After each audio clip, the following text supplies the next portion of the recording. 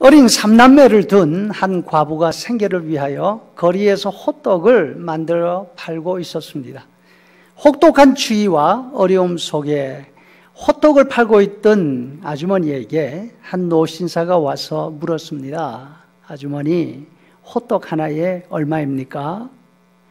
과부는 추위에 움츠러드는 목을 피워서 대답합니다. 1,000원입니다. 그러자 그 노신사가 지갑에서 1,000원짜리 한 장을 꺼내놓고 그냥 가는 것입니다. 과부는 얼른 호떡을 싸서 들고 신사를 불렀습니다. 아니 손님, 호떡 가져가셔야죠. 과부의 말에 노신사는 빙그레 웃으면서 말합니다. 아니요, 괜찮습니다. 위가 좋지 않아서요. 먹은 셈 치지요. 그리고 잠오려고 하는 과부를 뒤로하고 종정걸음으로 가버렸습니다. 과부는 참 이상한 사람도 다 있네 생각하면서 가게로 돌아갔습니다. 그런데 다음 날 그 노신사가 또 와서 1,000원을 놓고 그냥 갔습니다. 그 다음 날도 또 그 다음 날도 하루도 빼지 않고 매일 1,000원을 놓고 그냥 가는 것이었습니다. 그리고 봄, 여름, 가을, 겨울 1년이 다 가고 거리에는 크리스마스 캐롤이 울려 퍼지고 있었습니다. 때마침 한방눈이 소복이 쌓이던 어느 날, 그날도 노신사는 어김없이 찾아와 빙그레 웃으며 1,000원을 놓고 갔습니다.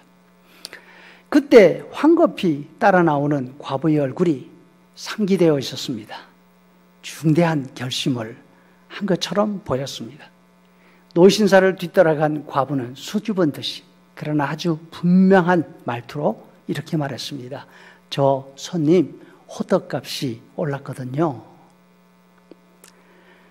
어느 날 예수님이 베다니 시몬의 집에서 저녁 식사 초대를 받았습니다. 예수님에게서 문둥병을 치료받은 사람이었습니다. 식사 도중 한 여인이 예수님의 머리에 향유를 부었습니다. 보통 사람 1년 연봉에 해당하는 비싼 향유였습니다. 그 모습을 보고 있던 어떤 사람들이 화를 냈습니다. 자기들끼리 말을 주고받으면서 아니 이렇게 비싼 향유를 그냥 쏟아버리면 어떡하겠다는 거야? 그다니면 얼마나 많은 사람들을 구제할 수 있는데? 그러면서 그 여인을 막 몰아칩니다. 이 사람들은 오랜 시간 예수님 가까이에 있었습니다. 사람들이 예수님께 무엇을 드릴 때 받는 습관에 익숙해져 있었습니다. 그리고 그 사람들이 드리는 헌물이 마치 자기들 것인 양 착각하고 있었습니다. 이런 현상은 오랜 시간 교회에서 일을 맡아 수고하다 보면 하차하면 저지르기 쉬운 일입니다. 다른 사람들의 헌신을 보면서 이렇게 해야 한다, 저렇게 해야 한다, 나름대로 생각을 하고 판단하기가 쉽습니다. 그러나 중요한 것은 다른 사람의 헌신을 평가하는 것이 아닙니다. 다른 사람들의 헌신을 보면서 내가 어떻게 헌신하고 있는가를 돌아보는 것이죠. 그리고 내가 어떻게 헌신할 것인가 다짐하는 것이 중요하죠. 자칫하면 교회를 위해서 헌신하는 사람들을 보면서 계속 지속되면 그 헌신을 당연하게 여길 수 있습니다. 더 나아가서 그 이상의 헌신을 기대하기도 합니다. 교회에 다른 필요가 생기면 그 필요를 내가 어떻게 채울까 생각하지 않고 늘 헌신하는 사람을 쳐다보죠. 그러면서 이번에는 왜 늘 하던 것처럼 하지 왜 안 해? 불평할 수 있습니다. 예수님이 말씀하십니다. 이 사람을 나무르지 말아라. 이 사람이 잘못한 것이 없다. 이 향유는 나를 위해서 쏟아 부은 것이다.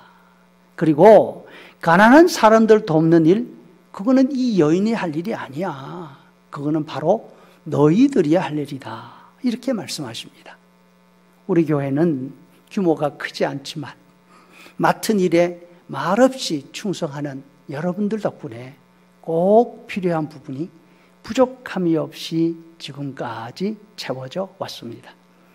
몸으로 하든 봉사이든 시간으로 하든 봉사이든 금전적으로 하는 봉사이든 여러분의 수고와 헌신을 통해서 우리의 사역을 잘 감당할 수 있었습니다.